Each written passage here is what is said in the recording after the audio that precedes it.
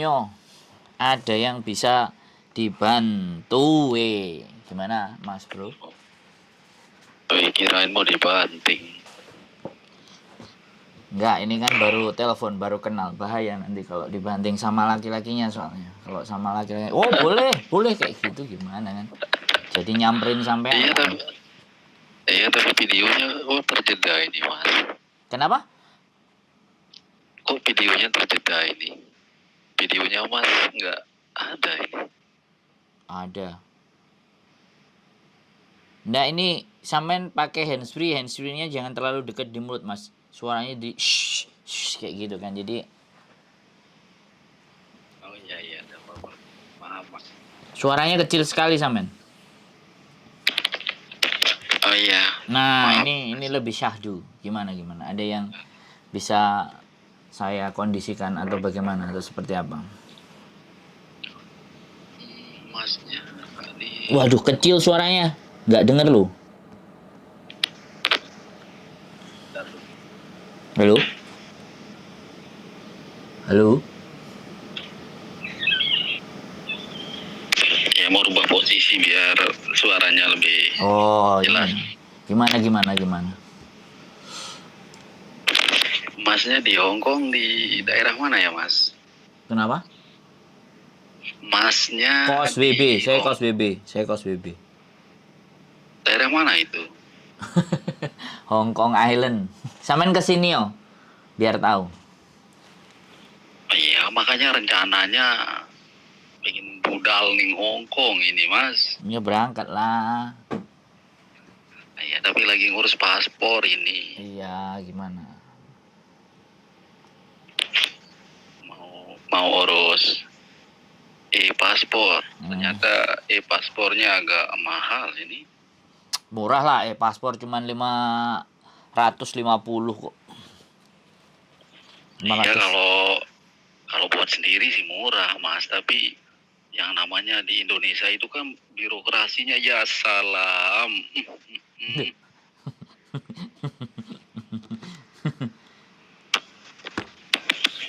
Pasti dipersulit kalau kita yang pergi buat sendiri. Lain halnya kalau kita pakai channel atau pakai tekong gitu. Tekong. Iya, pasti mudah. Karena kan dia sudah istilahnya simbiosis mutualisme lah istilahnya antara pegawai di Yes, itulah. apa namanya itu? Ya, bes itulah. Iya. OD, orang dalam. Gitu aja bahasanya. Iya, orang dalam kan. Nah, gitu itu aja. sudah saling menguntungkan kan. Nah, orang dalam gitu aja. Terus gimana ini ceritanya? Soalnya kan ketika saya pergi bawa berkas mengajukan pembuatan paspor, selalu ada aja bahan atau berkas yang nggak ada. Nah, ketika saya mencoba lewat tangan orang yang biasa buat paspor, selalu ada. Wah, ini nakal, ini sudah Indonesia nggak maju-maju sudah kalau kayak gini, saya bilang. Tapi ya yang namanya kita butuh ya kita jalani sudah. Ya kan udah berhasil kan? Udah berhasil. Ya, kan? tapi kan masih dalam proses ini kan. Terus gimana nih? Ya kebetulan kan niat saya ingin ke Hongkong kan. Kebetulan istri saya kerjanya di Hongkong juga Mas. Cuman kelihatannya orang Bali nih. Enggak, orang Lombok. Oh, soalnya pakai T-nya itu pakai T, bukan pakai T. Kalau orang Jawa kan teman, kalau orang Medan teman. Kalau orang kan Bali dekat kan Lombok sama Bali Mas. terus gimana nih ceritanya? Nah terus kan kebetulan istri saya ada di Hongkong. Nah terus saya ada rencana ingin ke Hongkong juga. Soalnya ya Allah, mau cerita apa gimana ini ya Mas ya? Ya boleh cerita, yang penting nama nama sampean nggak disebutkan, dan nama istrinya juga nggak perlu disebutkan. Itu sangat Iya, bahaya. Nanti kalau disebutkan saya jadi agak kesulitan harus ngedit-ngedit lagi. iya, iya. Gimana? Nggak, ceritain aja. Kalau diceritain otomatis kalau si istrinya nonton kontennya kan jelas tuh. Akhirnya akan ada titik temu gitu loh. Ada titik dimana akhirnya ada dua belah pihak yang saya dengerin kan. Gimana? Iya, masalahnya banyak kejanggalan yang saya lihat, Mas. Gimana? Janggalnya di mana nih? Iya, kejanggalannya baik dari sikap, perilaku maupun finansialnya setelah dia di Hong Kong. Menarik ini. Nggak apa-apa, disuarakan aja supaya juga penonton saya juga ngelihat para istri-istri. Jadi ceritanya nggak dari satu pihak, dari dua belah pihak akan disimpulkan kan, kayak gitu tuh. Iya, iya, iya. Jadi saya senang kalau bisa jadi media untuk keduanya saling akur, saling baik, saling benar gitu loh. Karena ya begitulah, soalnya banyak sekali kasus kan. Iya, jadi Ya, kan dia sekarang berada di Hong Kong atas seizin saya kan. betul. Terus Nah, lantas saya memberikan izin sama istri saya karena kita sudah buat komitmen kan. Komitmen, dan saya tahu niatnya dia itu pergi ke Hong Kong untuk merubah atau memperbaiki ekonomi keluarga lah. siap. Tapi kenyataannya sekarang nggak sesuai ekspektasi, Mas. Gimana ini? Tidak sesuai ekspektasinya ini gimana nih? Supaya bisa diperjelas. Ya kan maksud saya kan ini. Yang namanya suami istri itu nggak ada yang seharusnya yang diprivasi atau disembunyikan kan. Itu sebabnya kita sudah menjalin yang namanya rumah tangga dan bersuami istri, bukankah begitu, Mas? Siap. Ya, kayak saya sama istri, kunci HP saya dia tahu gitu. Terus gimana? Nah, lebih-lebih lagi ketika kita sudah menjalani yang namanya LDR. Tentu setiap ada perubahan dari sikap, bicara maupun tingkah lakunya setelah dia di Hong Kong, tentu akan menimbulkan banyak pertanyaan di otak kita kan. Nah, tetapi kadang saya nggak mau untuk menegaskan semua pertanyaan yang ada di kepala saya. Nah, takutnya nanti saat dia merasa tertekan, karena saya tahu juga kan yang namanya jadi PRT itu kan nggak selamanya PRT itu menemukan majikan yang baik atau yang anulah itu. Kadang ada yang kasar, ada yang pokoknya berbagai macam sudah. Nah, tapi setelah saya biarkan,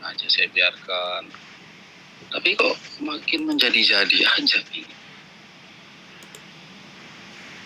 Sampai-sampai kadang kalaupun saya pertegaskan, kok kamu begini ya? Kenapa harus diprivasi? Kenapa harus ada hal-hal yang janggal kamu perlihatkan? Bukankah kita sudah suami istri dan tidak ada yang seharusnya yang kamu sembunyikan? Nah, ketika saya tegaskan seperti itu, malah dianya yang melunjak, Mas. Halo Mas. Siap. Saya memperhatikan sampean ngomong. Iya, makasih Mas. Ya, sambil disuarakan juga biar para istri yang merantau di sini juga dengar suaranya suami. Kan seru tuh. Iya, malah Saya senang. malah dianya ngelunjak. Lah, kok kamu gini? Kan kita ini sedang diskusi atau sedang apalah gitu. Seharusnya kamu santai caranya bicara, nggak perlu kamu ngelunjak. Malah sampai terjadi pemblokiran loh Mas. Sampai terjadi pemblokiran, udah berapa kali saya gonta-ganti nomor WA. Dan saya lihat juga sebagian banyak istri-istri yang sudah, maksud saya yang sudah bersuami terus istrinya di Hongkong atau di luar negeri, banyak kan berubah Mas. Heran saya, apakah itu karena pengaruh Hongkong yang glamor atau karena banyaknya teman baru atau bagaimana, entahlah, saya kurang tahu Mas. Saya kasih tahu nanti Mas. Sampai setelah selesaikan semuanya saya kasih tahu. Ini sesi saya mendengarkan sampean dulu.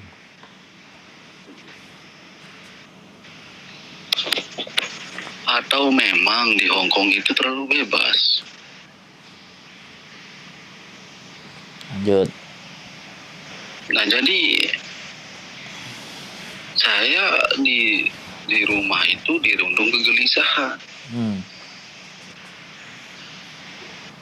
Selalu merasa gelisah, terus ya kayak di sinetron itulah Mas. dunia terbalik gitu. Saya ngurus anak. Karena waktu itu pas pertengahan Covid itu loh, dia memasukkan berkas ke PT. Dia tergiur sama sponsor. Dia tergiur sama sponsor yang menjanjikan kalau sudah masuk PT paling lama nunggunya 3 bulan. Dia bilang, ya kalaupun memang seperti itu, ya udah saya izinkan. Toh juga usaha kita di rumah ini udah nggak bisa kita angkat lagi karena Covid ini. Iya, down sekali usaha saya dulu Mas sama Covid itu. Sementara ya banyak tanggung jawab yang harus kita penuhi Mas. Beban lah itu, ya beban itu kan umum, bisa beban utang atau beban apalah itu kan Mas ya. Siap.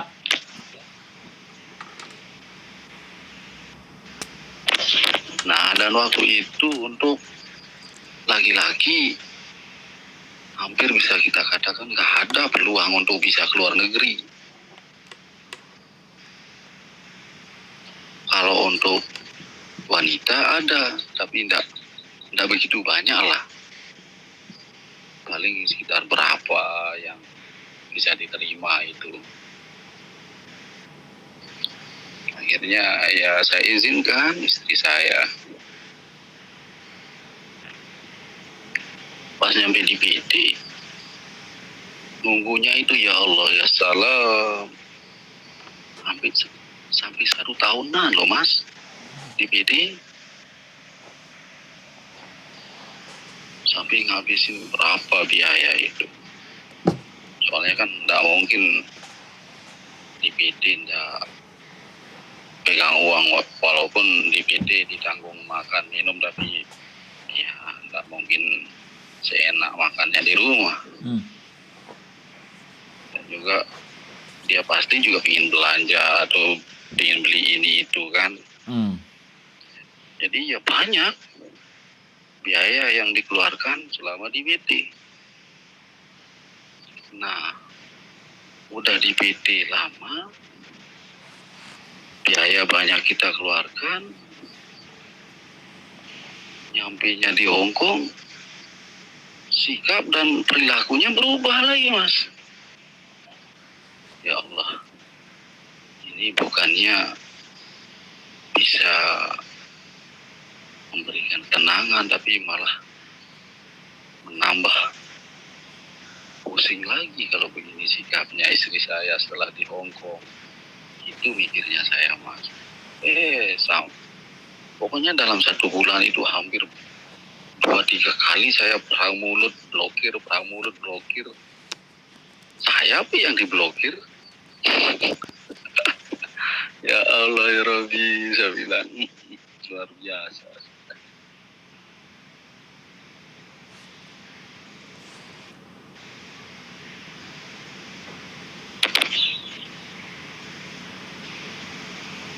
Halo? Ya, halo Mas. Sudah? Ceritanya sudah kira-kira? Versi Samen? Atau masih ada tambahan lagi? 16 menit soalnya Samen sudah saya dengerin. Iya, tapi tidak berani sih saya terlalu membenarkan diri saya, Mas. Entah saya yang terlalu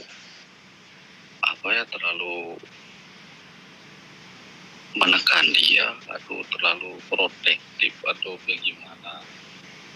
Ya yang pastinya kita yang sebagai suami di rumah ya tentu akan selalu merasa khawatir ketika kita sudah berjauhan sama istri kan. Intinya begitulah, Mas. Oke.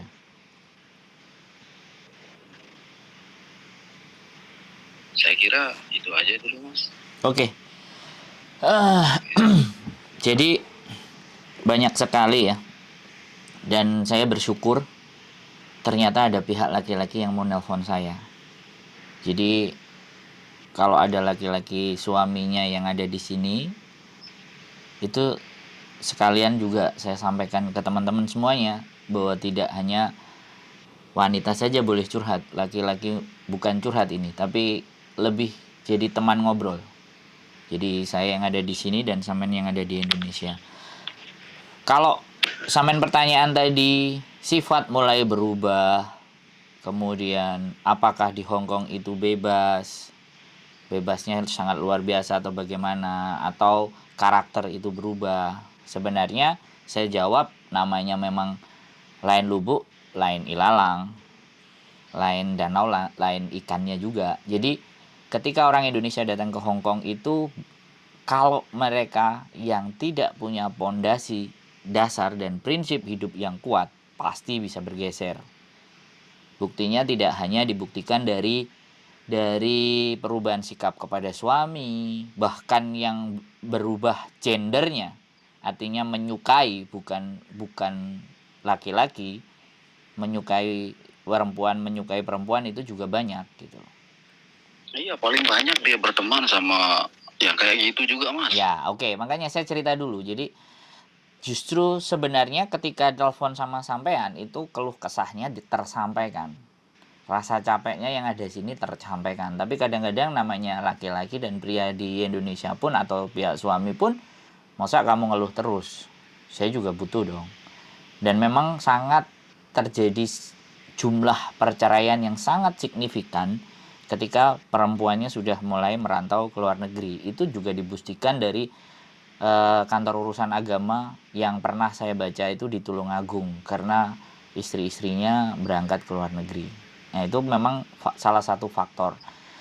Kalau saya bilang itu yang dinamakan dengan culture shock. Dalam bahasa ilmiah, culture shock itu orang yang tidak mampu dan tidak siap terhadap sebuah perubahan keadaan yang secara tiba-tiba. Dari Indonesia ke Hong Kong itu luar biasa. Di Hong Kong kita mau nggak pakai baju, kita mau pakai BH aja, celana pendek aja, jalan itu sudah tidak jadi masalah. Tapi ketika itu di Indonesia kita mesti ada tata krama, sopan santunnya. Oh, nggak boleh ini, nggak boleh itu. Terus bertamu lebih dari jam berapa, bahkan satu rumah, satu ruangan sama lawan jenis dengan durasi waktu yang jauh lebih panjang. Itu di Hong Kong kalau ada yang mengusik, kita lapor polisi, yang ngusik itu yang malah kena. Kalau di tempat kita kan nggak digrebek, yang grebek aman, yang digrebek malah yang kena nanti dipolisikan. Tapi di Hong Kong tidak begitu, yang grebek itu yang ditangkap polisi karena mengganggu keamanan. Karena berdua-duaan itu secara hak asasi manusia mereka mengakui, tapi secara adat agama, nah itu tidak. Ini adalah perubahan yang signifikan yang pertama. Jadi perilaku-perilaku yang terjadi mungkin yang sampean rasakan. Dan terkadang karena saya banyaknya cerita dari perempuan, suaminya minta kiriman lah, inilah, itulah, dan semuanya, dan ABCD, dan bla bla bla bla bla bla bla, macam-macam kayak gitu, ya otomatis perasaan saya bagaimana? Satu, karena saya melihat sendiri pekerjaan mereka di sini kayak apa. Tapi saya kan tidak melihat dari sisi cerita. Makanya setiap perempuan yang cerita, saya kadang-kadang berpikir, ya sekarang kalau terlalu kayak gitu bisa dibetulin nggak? Kalau bisa dibetulin ya dibetulin. Ya kalau enggak, sampean pulang, selesaikan ke rumah. Jangan terlalu lama di sini. Kalau mau urusan duit aja, sampai kapanpun, ya itu lama-lama akan jadi pecah, nggak bisa dipertahankan lagi. Sekarang milih keluarga apa milih uang? Kalau milih keluarga ya pulang. Kalau milih uang ya sudah, bagaimana menyelesaikannya secara benar. Kalau berangkat baik, pulangnya juga harus baik, kan seperti itu. Bahkan ada beberapa cerita dari perempuan yang ada di sini pun, saya membebaskan suami saya karena memang saya tidak bisa memenuhi kebutuhan apapun. Cuman saya ingat bahwa kita punya anak yang harus dijaga, kita punya rumah tangga yang harus dipertahankan.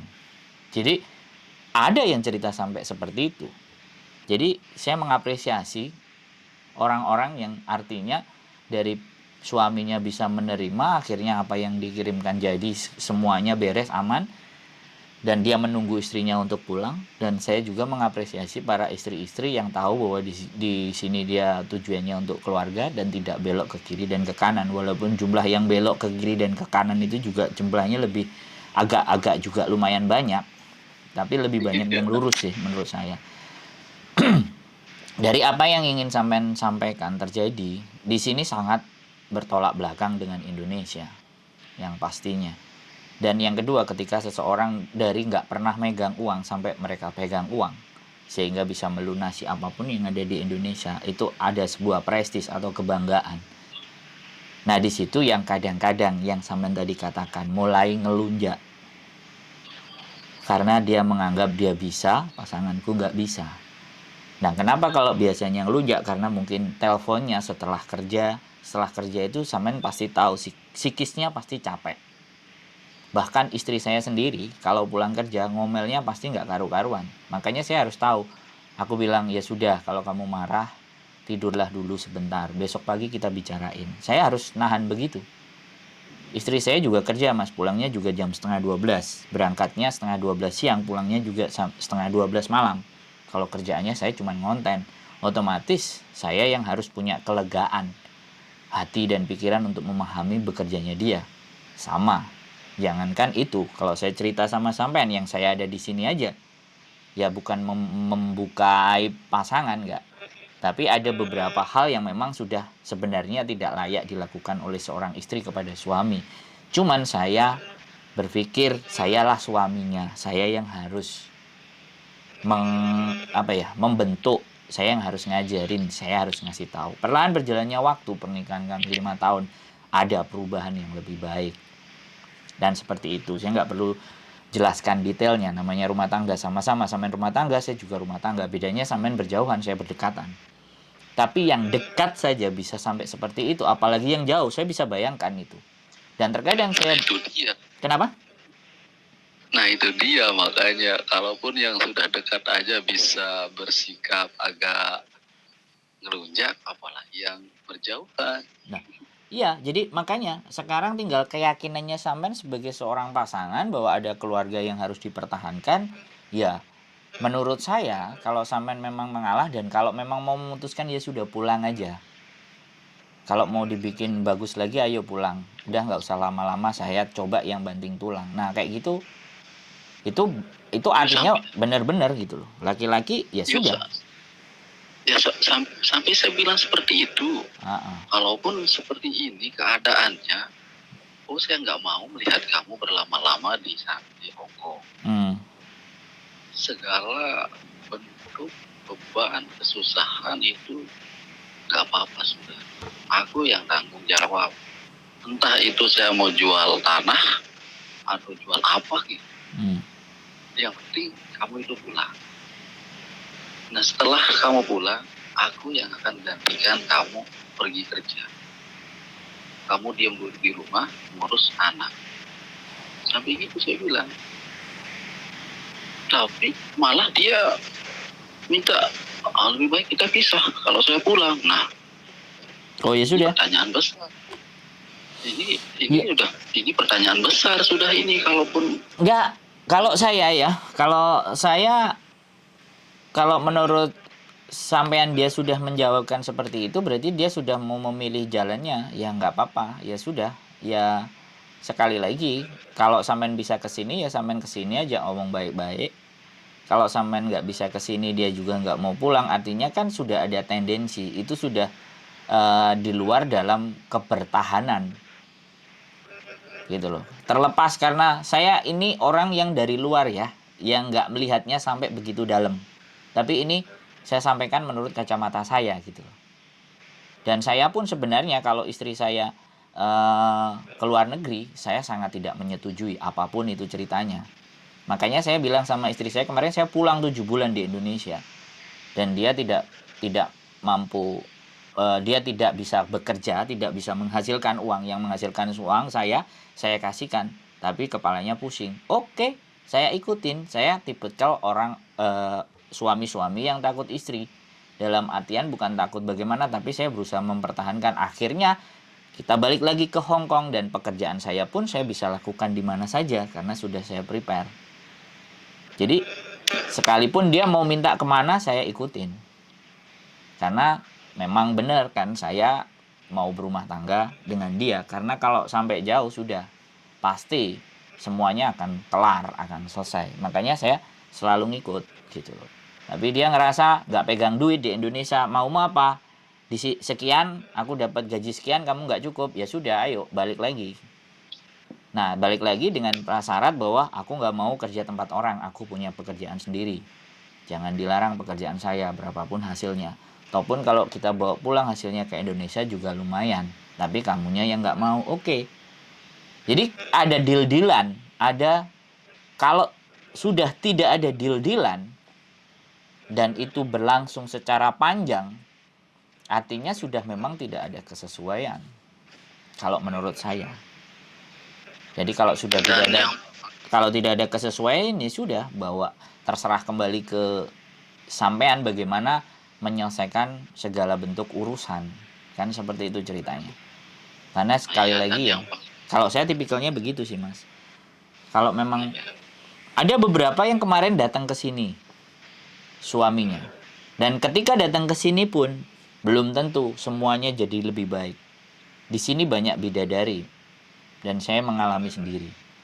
Saya datang ke Hong Kong bukan dibawa istri saya, tapi saya ketemunya sama istri saya sudah di Hong Kong.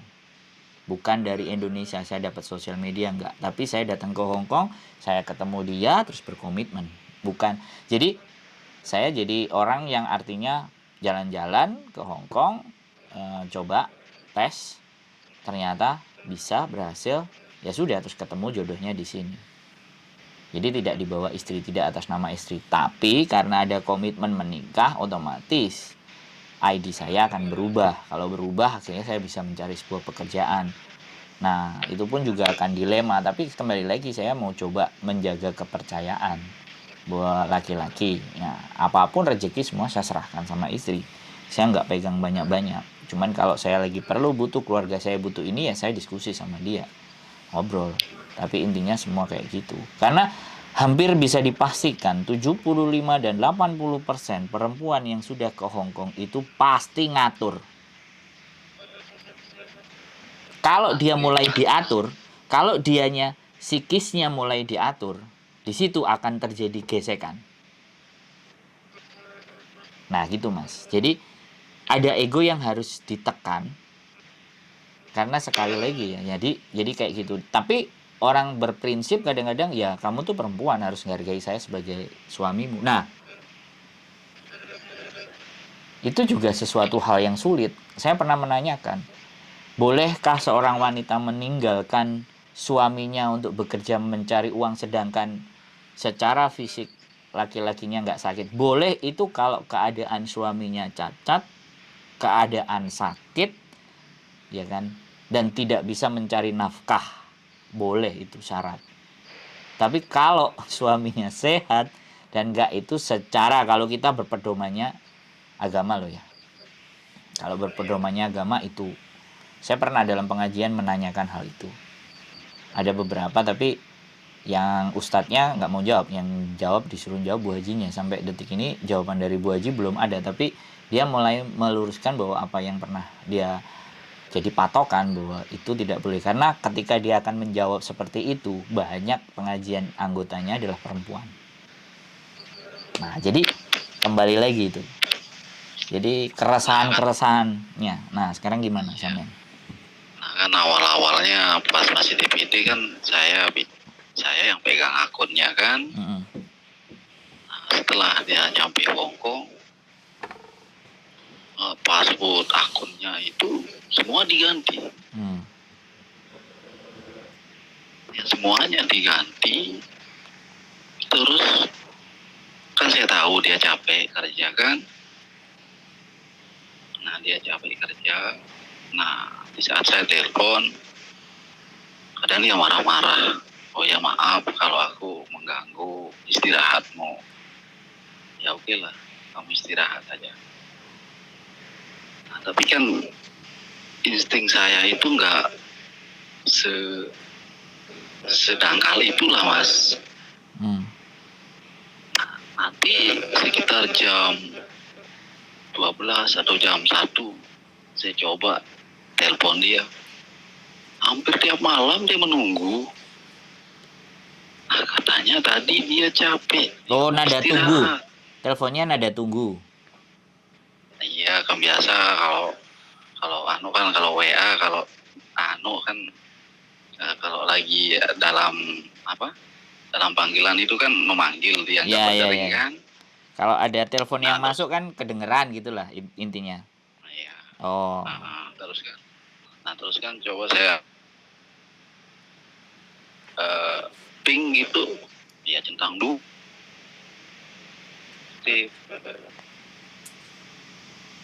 Dan itu hampir tiap malam terjadi, Mas. Timbullah pertanyaan yang enggak lah di kepala, Mas. Itu yang membuat saya jengkel, Mas. Jadi omongannya itu nggak sesuai dengan perilakunya lah gitu. Maksud saya kan tadi katanya dia mau istirahat. Saya capek, saya mau istirahat dulu. Oh ya sudah, kamu istirahat saja. Tapi nggak segampang itu saya percaya. Saya coba telepon dia jam 12 atau jam 1, selalu menunggu. Lah, katanya kamu capek, kamu lelah, kamu mau istirahat. Lantas kamu teleponan sama siapa aja jam seginian? Kan besok kamu mau kerja lagi. Nah, kalau kita tegaskan seperti itu, Mas, ya salam, nauzubillah, ngelunjaknya sudah langsung kena blokir sudah, Mas, wajib. Saking sadisnya, Mas.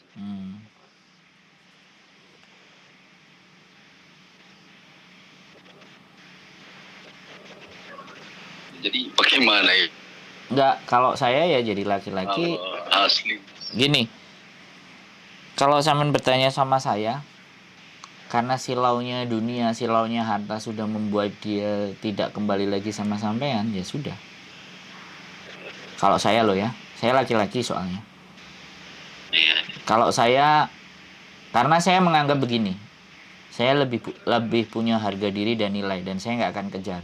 Kalau perempuan sudah memang membuang saya atau memang tidak memperdulikan saya sampai saya tunggu deadline dan waktu tertentu, ketika memang tidak ada sebuah bentuk perubahan, ya sudah. Bisa, kalau sudah punya anak, ya anak-anak kita bawa. Ya yang penting kita hidupin yang benar, karena ya saya mengikuti prinsip orang tua saya. Dulu waktu kecil kami bertiga, ibu saya bilang sama bapak, kamu boleh pergi, kamu boleh keluar dari rumah ini, tapi jangan bawa anak-anak saya. Ibu saya berprinsip seperti itu, makanya saya juga berprinsip. Tapi kebetulan saya belum dapat momongan. Kalau memang saya sudah dapat momongan pun, pasti akan saya bawa, karena saya yakin pada diri saya sendiri bahwa saya mampu dan sanggup memberikan nafkah buat keturunan-keturunan saya. Jadi kalau saya gini ya, karena sekali lagi memang benar, Hong Kong pasti akan merubah karakter dan sifat orang-orang yang memang tidak punya prinsip, yang tidak ingat lagi kembali ke tujuan awal, dan tidak ingat lagi terhadap pengorbanan dan usaha. Misalnya sampean sudah mencoba memberikan yang terbaik di PT dan ABCD dan akhirnya dia berangkat. Artinya kita sudah nggak bisa ngajarin dia ke hal yang benar. Ya sudah, kembalikan ke orang tuanya, pamit baik-baik, ya sudah. Saya pun juga seperti itu.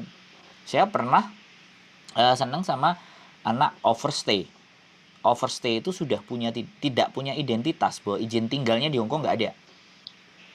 Saya mau nikahin dia, saya datang orang tua saya, karena saya masih di Hong Kong, orang tua saya datang ke tempat orang tuanya dia. Dan ketika akhirnya dia memilih uang dibandingkan saya, ketika saya pulang saya datengin juga ke orang tuanya. Saya kabarkan ke orang tuanya bahwa anak Anda sudah tidak memilih saya untuk menjadi pasangannya. Ya sudah, sejak saat itu ya saya tinggalkan.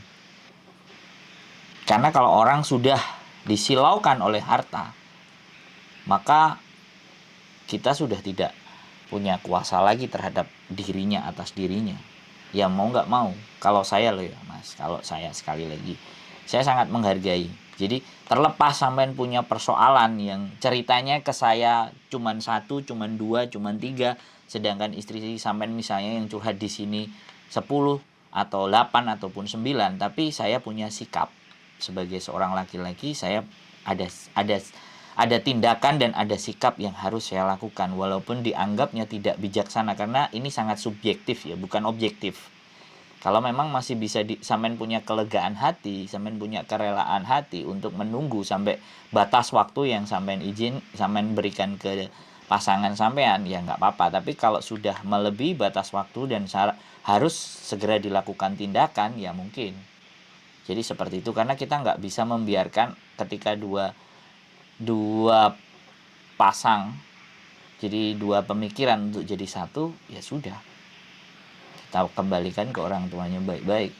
Kalau saya sih seperti itu. Saya ngomong sama istri saya, waktu saya sudah pulang ke Indonesia, saya 5 kali tidak bisa masuk ke Hong Kong gara-gara dideportasi. Saya langsung bertanya, kamu mau nikah sama saya apa enggak? Saya bilang kayak gitu sama istri saya. Dan itu posisi dia di Hong Kong, aku di Indonesia.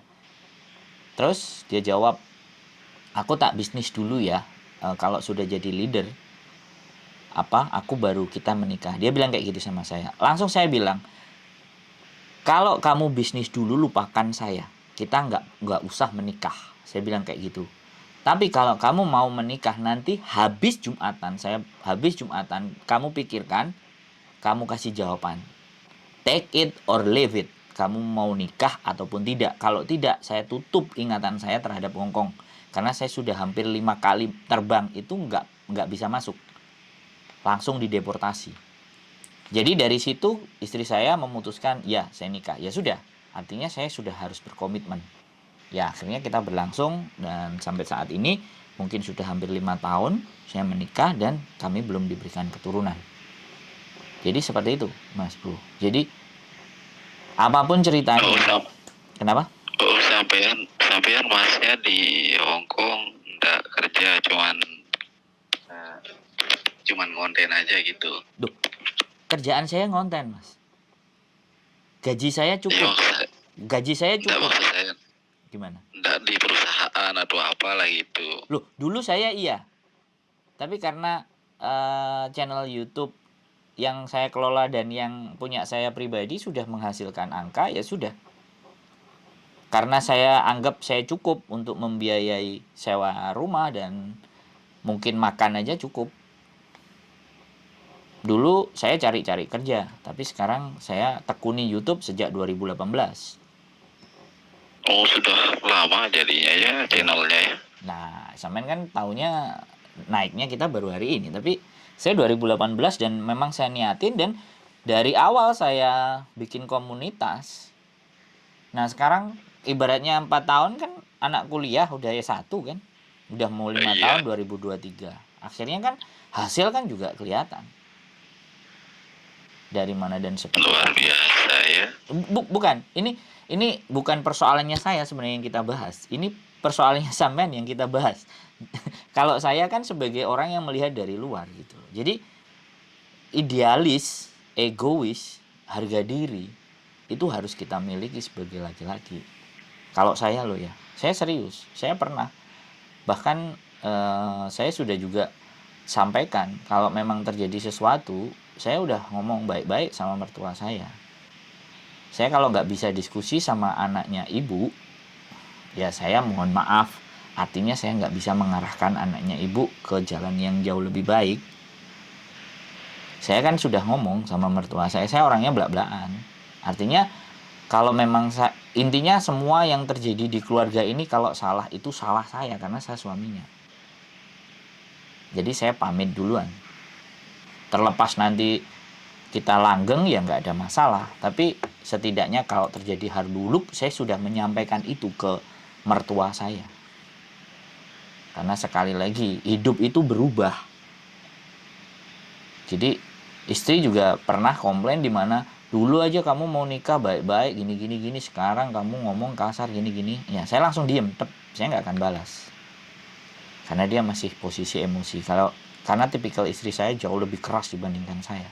Karena saya juga udah dipesenin sama orang tua saya bahwa kelahiran di Jumat dan Sabtu ini udah gesekan itu akan sering. Saya sudah diwanti-wanti sama ibu saya. Jangan pernah. Iya sama. Kenapa? Iya sama dengan istri saya. Iya makanya. Orangnya ya Allah keras. Jadi kalau orang Jawa itu kan ada kepercayaan di mana pasarannya apa, harinya apa, itu kalau dijadikan satu hasilnya seperti apa, dan karakter yang lahir di hari itu tuh bagaimana ya. Karena ibu saya kejawen, walaupun agamanya Katolik, dia kejawen, tapi dia berpegang teguh tidak akan menikah 2 kali, ibu saya, dan berpesan pun ke anak-anaknya seperti itu. Tapi ya kembali lagi kenyataan akan pasti berbeda, tapi dia punya pesan. Dan sekarang sama bapak saya, ibu saya sudah almarhum, bapak saya juga sudah jadi duda, sampai detik ini masih belum nikah. Padahal saya udah nyuruh kalau memang mau nikah aja lah, aku bilang, tapi jangan tinggal di rumah ini gitu. Dan bapak saya masih memutuskan belum menikah. Ya nggak tahu apa yang dia pikirkan, tapi kalau ataupun dia mau menikah saya izinkan karena memang ditinggal ibu. Dan saya ngerti perjuangan bapak saya dalam menjaga dan merawat ibu pada saat sakit 20 tahun kena diabetes. Jadi kalau Hong Kong, saya sudah pastikan sama sampean akan membuat orang jauh lebih keras karena mental baja yang dibutuhkan di sini. Kalau lembek pasti pulang. Nah, kerasnya itu kadang melewati batas. Lewat batasnya itu tadi, mulai ngelunjak, mulai tidak jujur, mulai tidak terbuka. Tapi sebaiknya sekali lagi diskusi kedua belah pihak memang harus bertemu untuk merundingkan kembali apakah rumah tangga harus dilanjut atau tidak. Saya bukan penasihat keluarga yang baik, soalnya saya menganggap diri saya bukan orang yang baik, tapi saya sangat senang ketika ada saya menjadi pendamai dari sebuah perselisihan. Kalau masih bisa. Tapi kalau nggak bisa pun saya itu juga sebagai siapa, kan intinya kayak gitu tuh Mas. Kalau memang sampean nanti dari konten ini kan, nanti dari konten ini kalau sampean kan ini sudah ada namanya.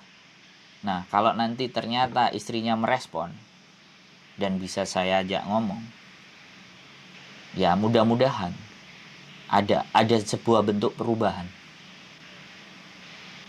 Gitu loh.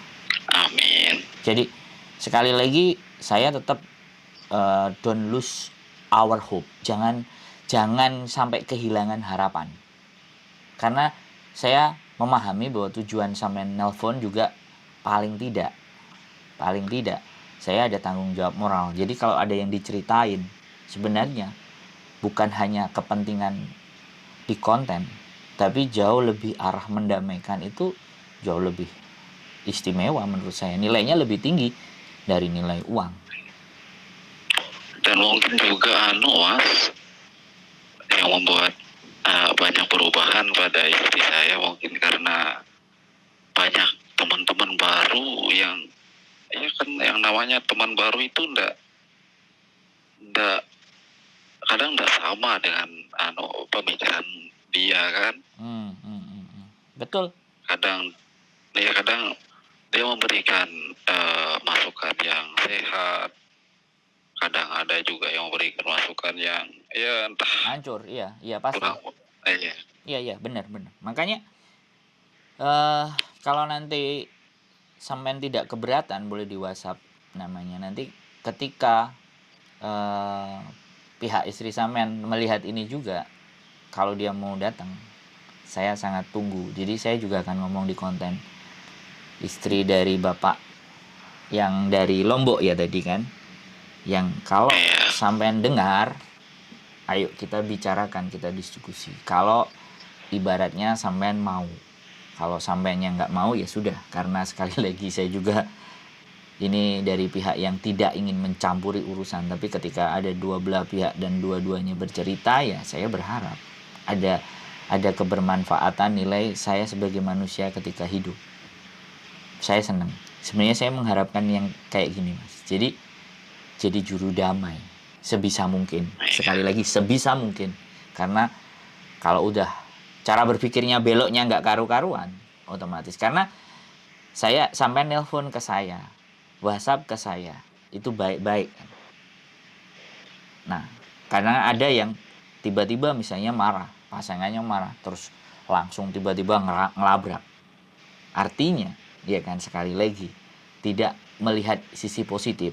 Tapi sampean WhatsApp-nya baik-baik, ngomongnya juga baik-baik, artinya ada itikat baik gitu. Nah, ketika saya melihat itu, ya mudah-mudahan yang nonton ini, yang istrinya dari Lombok, mudah-mudahan sampean juga mendengar suara dari sang suami. Nah, sekarang kira-kira sampean apa yang ingin sampean sampaikan kalau tohpun konten ini ditonton pasangan sampean atau wanita yang lain di Hongkong ini? Boleh, sampean boleh bercerita atau menyampaikan. Ya kalau bisa untuk para pejuang devisa atau pejuang keluarga. Iya, pejuang keluarga. Betul. Baik perempuan maupun laki-laki. Ya, jangan terlalu larut dengan kebebasan yang ada di Hong Kong. Siap. Atau glamornya di Hong Kong, sehingga banyak perubahan pada dirinya lah itu, Mas. Siap. Jadi kalau bisa keluarga itu selalu jadi titik poin lah dari semua perjuangannya itu. Siap.